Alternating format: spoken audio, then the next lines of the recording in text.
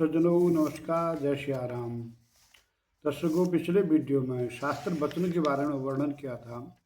शायद आपने देखा होगा और उसको अपने जीवन में अपनाने की शायद कोशिश करेंगे। तो आज के विषय में चलते हैं। आज का विषय भी पुनः फिर शास्त्र वचनों है। शास्त्र वचनों में शास्त्र में किस प्रकार से किस चीज़ के बारे में वर्णन किया, इसके बारे में जानने की कोशिश करते हैं। तो हर गृहस्थी, हर सनातन धर्मी कोई भी पूजा करता है, धूप जलाता है, दिया जलाता है। अब धूप को कहाँ पर रखना चाहिए, दिया को कहाँ पर रखना चाहिए, इसका वर्णन हमारे शास्त्र में इस प्रकार से किया गया है। धूप के बारे में सबसे पहले किया गया, वामस्तु तथा धूप मग्रे वा न तो दक्षिणे न भौमो वितरे धूपम न आसने न घटे तथा। कभी भी धूप को बाएं तरफ नहीं रखना चाहिए, बाएं तरफ ही रखना चाहिए या आगे रखना चाहिए। उसको कभी भी दक्षिण दाहिने तरफ नहीं रखना चाहिए, या तो बाएं तरफ रखें या तो सामने रखें, और कभी भी दाहिनी तरफ न रखें। और न जमीन पर उसको धूप को रखा जाए, न आसन में उसको धूप को रखना चाहिए, न कलश के ऊपर कलश के ऊपर भी धूप अगरबत्ती नहीं रखना चाहिए। और उसके बाद दिए के बारे में वर्णन है, दीपम दक्षिणो दद्या पुरतु वान वामतः। दिया को या तो दक्षिण की तरफ रखना चाहिए या तो सामने रखना चाहिए, कभी भी बाएं तरफ नहीं रखना चाहिए। इस प्रकार वर्णन हमारे शास्त्र में किया गया है। अगर ये चीज़ करते तो ठीक है, अगर नहीं करते तो इस चैनल के माध्यम से आपको शायद जानकारी प्राप्त हो जाएगी।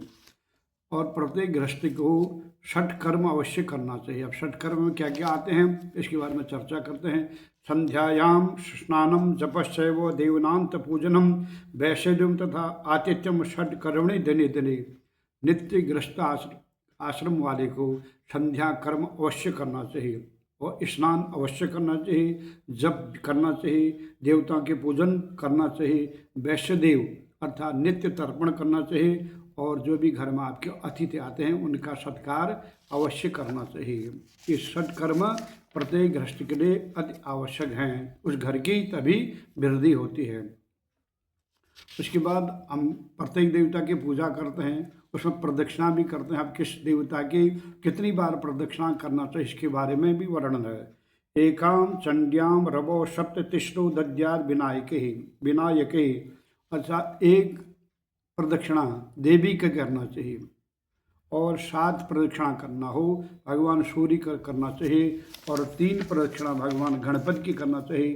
ततस्रौ विष्णु दद्या शिवी सार्धम प्रदक्षिणा, और 4 बार भगवान विष्णु की प्रदक्षिणा करना चाहिए, और आधी पक्ष प्रदक्षिणा भगवान शंकर की करना चाहिए। इस प्रकार से वर्णन हमारे धर्मशास्त्र में आता है। और न अक्षतय अर्चे विष्णु न तुलस्या गणाधिपम न दूर्वाया यजत देवी बिल्वपत्र भास्करम उन्मत्त मर्क पुष्पंच विष्णु वर्ज सदा बुधय न अक्षतय पूजे विष्णु न शिवम शंख वारिणाम। न भगवान विष्णु की अक्षतों के द्वारा पूजा करनी चाहिए, न भगवान गणेश जी में तुलसी चढ़ाना चाहिए, न दुर्वा से देवी की पूजा करना चाहिए, न बिल्वपत्र से भगवान सूर्य की पूजा करना चाहिए। उन्मत्त मर्क पुष्पंचम, सूखे पुष्प, बासी पुष्प तथा मदार पुष्प से भगवान विष्णु की कभी भी पूजा नहीं करना चाहिए। न अक्षतय पूज्य विष्णु, न अक्षर से भगवान विष्णु की पूजा करना चाहिए, न शिवम शंखम वारण, न शंख का जल भगवान शंकर पर चढ़ाना चाहिए। इस प्रकार से भगवान शंकर में भी शंकर से जल नहीं चढ़ाना चाहिए। विष्णु में तो भगवान विष्णु में तो शंकर का जल चढ़ता है, लेकिन भगवान शंकर में शंकर का जल चढ़ाना निषेध बताया गया। हम अब कहाँ कहाँ जल को वर्जित करना चाहिए, किस प्रकार के जल को वर्जित करना चाहिए। पाद शेषम पीत शेषम संध्या शेषम स तथैव च शूलो मूत्र समम तोयम पीत्वाम चांदणम चरिता। जिससे हम पैर धोते हैं, जिस जल से हमने पैर धोया, किसी लोटे में जल लिया हमने पैर धोया, उस पैर धोए हुए पानी को कभी भी फिर किसी पूजा में अन्य चीज़ न पीना चाहिए, न अन्य कार्य में लेना चाहिए। उसको जल को फेंक दें, उसके बाद पुनः नया जल भर के लाएं, उसको आप चाहे पीना हो या उसके बाद पूजा में कार्य करना हो, उस तब प्रयोग में लाएं। पीत शेषम, हमने अगर पानी पी लिया है, आधा गिलास छोड़ दिया है, तो उसको न दोबारा पीना चाहिए, न किसी कार्य पर उसको प्रयोग में लाना चाहिए। संध्या शेषम तथे, तो जो संध्या में हम करते समय जिस जल से हम आचमनी करते हैं उस आचमनी का जल फिर दोबारा प्रयोग में नहीं लाना चाहिए। उस जल को फिर फेंक दें, तो दोबारा आचमनी करना है, देवताओं में चढ़ाना है और उसके बाद दूसरा जल आप चढ़ाएं। उसी जल को हम उसी जल से आचमनी करें और उसी जल से, और भगवान को अर्पित नहीं करना चाहिए जल, वो जूठा जल माना जाता है। सुनो मूत्र शबम तोयम पीत्वाम चांदणम चरिता, यह जल श्वान के मूत्र के समान होता है। अगर इस प्रकार कार्रवाई करते तो चांदन व्रत करके ही उसकी शुद्धि होती है। तो सज्जनों, इस प्रकार आपको साधारणतः शायद इस शास्त्र वचनों के बारे में जानकारी हो गई होगी। अगर किसी प्रकार के कोई अन्य शंका हो तो आप कमेंट बॉक्स में जाकर पूछ सकते हैं, सलाह ले सकते हैं, या गलत है तो सलाह भी दे सकते हैं।